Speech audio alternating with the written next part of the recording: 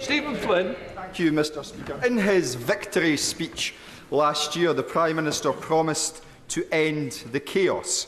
Does he think that the public still believe him? Prime Minister. Well, Mr Speaker, we've delivered more in the first year of a Labour government than they've delivered in 20 years.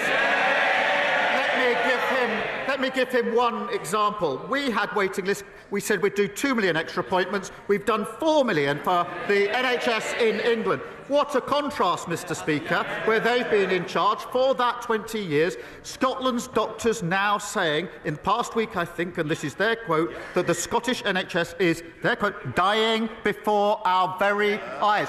They should be ashamed.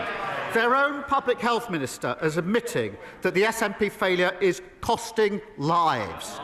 Scotland need new direction so it can bring waiting lists down in Scotland, just like we've done in England.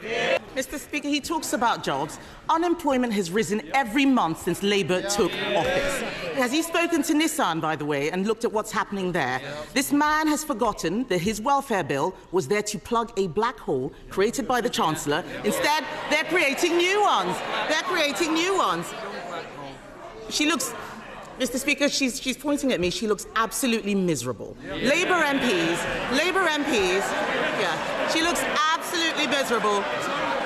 Labour MPs, they can point as much as they like. The fact is, Labour MPs are going on the record saying that the Chancellor is toast, and the reality is that she is a human shield for his incompetence.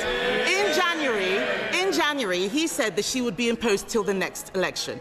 Will she really? Prime Minister. Well, she certainly won't.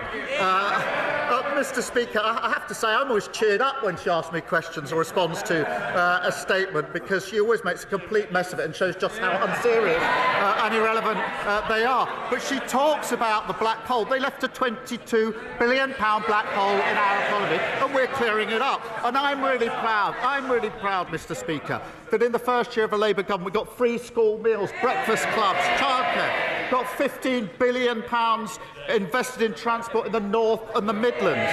With cutting regulation, planning and infrastructure is pounding forward, building 1.5 million homes, the biggest investment in social and affordable housing, and of course, Mr Speaker, the 3 trade deals. Remember the ones that they couldn't get, including the US trade deal. On Monday, those tariffs came down. That secured the jobs at JLR. That's who we care about on this side of the House.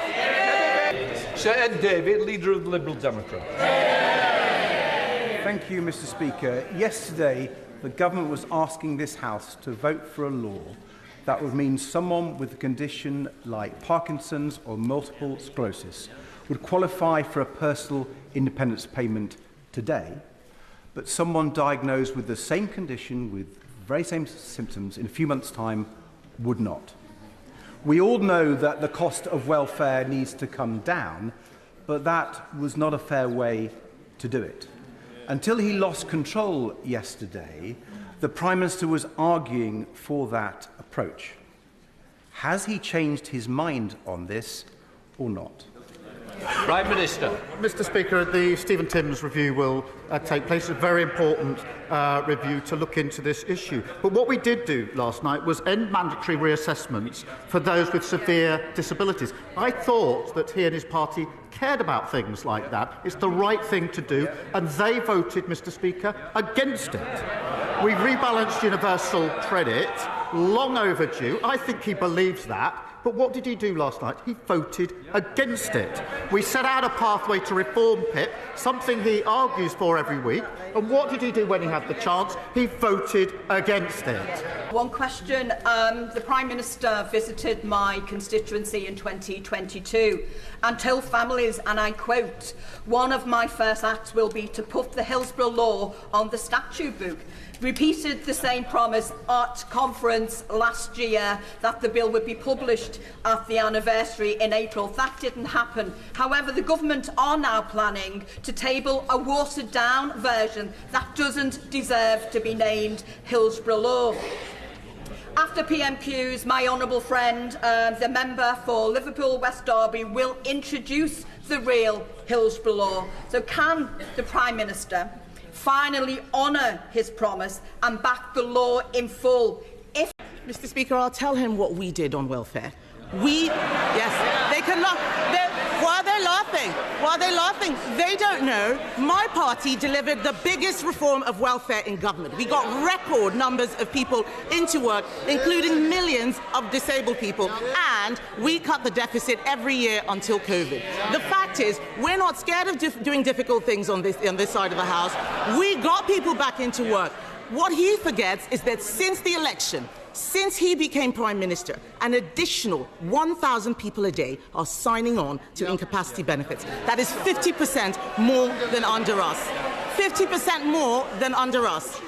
And, Mr. Speaker, astonishingly, because of the mess they made yesterday, because there are no more savings, sickness benefits alone are set to rise to £100 billion on his watch. He cannot reduce that now.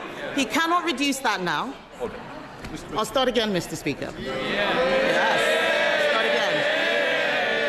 again. Sickness benefits, louder for those at the back, sickness benefits are set to rise to £100 billion because of their mess.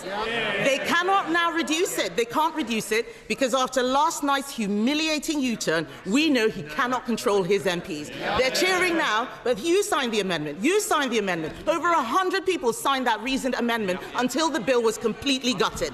He said that he would take the difficult decisions, but isn't the reality that he is too weak to get anything done?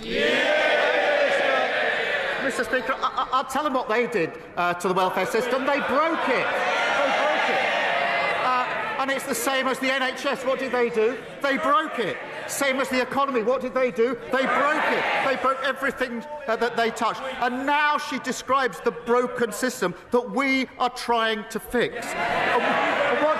What did she do? She voted against fixing the system that they broke. And I'll tell you, Mr. Speaker, and spell that out, they voted last night for the system that is keeping 1 million young people not learning or earning. That is a disgrace of their system.